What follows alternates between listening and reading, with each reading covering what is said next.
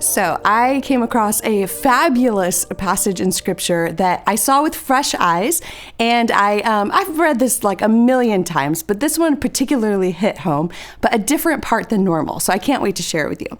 So to set the stage for this story, I was home 9 months pregnant and 3 days from my due date. We were heading into a week of 100+ temperatures, and that day it had definitely started to climb.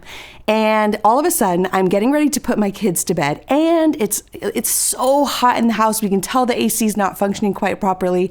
Right before I put my kids to bed, my AC goes out.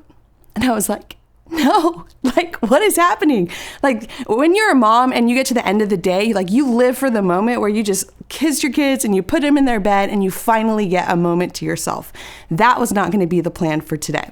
So I looked at my husband and I was like, what are we going to do? Fortunately, I was able to text a friend and they said, come on over. And we were able to go on over to their house, which just so happened, by the way, to be on a lake. And so they set their AC and we got over to the house.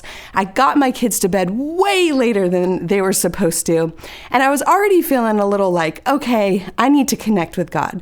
So I did that thing that always preachers tell you not to do. And I just Russian rouletted the Bible. And I was like, speak to me, Lord. And so I opened up, and I kid you not, the psalm that my Bible opened to was Psalm 22, which opens like this. My God, why have you forsaken me?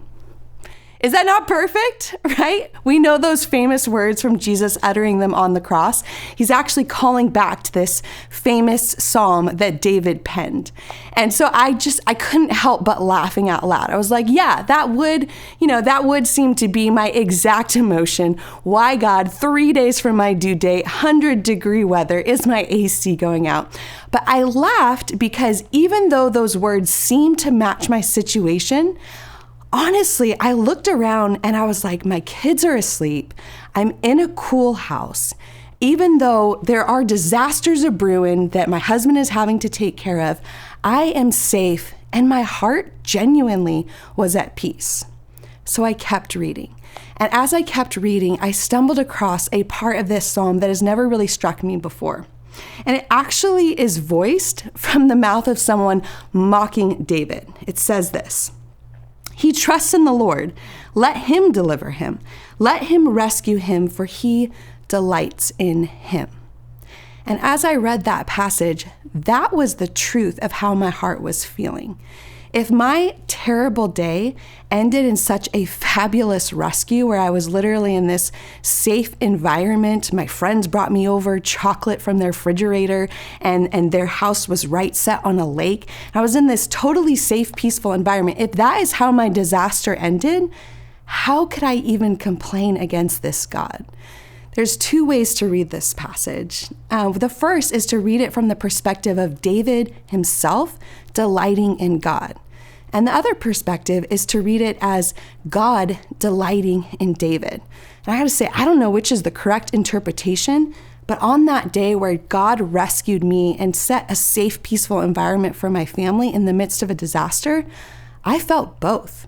I felt God delighting in me, and I felt myself delighting in God. So here's my encouragement for you. If you are in the midst of a disaster, if you're in the midst of a moment where you need some rescue, I first want you to know you have full permission, just like David, just like Jesus, to call out the bad circumstances and to cry out to God from the depths of your heart about what you're feeling. If you feel like he's far off, say exactly that to him. But then I want you to look for his rescue. I want you to actually pay attention and see the ways in which God proves his delight in you.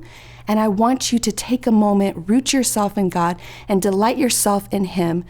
Don't grow weary looking for his rescue, because he will be there.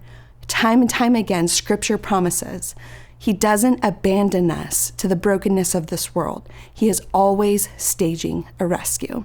I hope that encourages you today.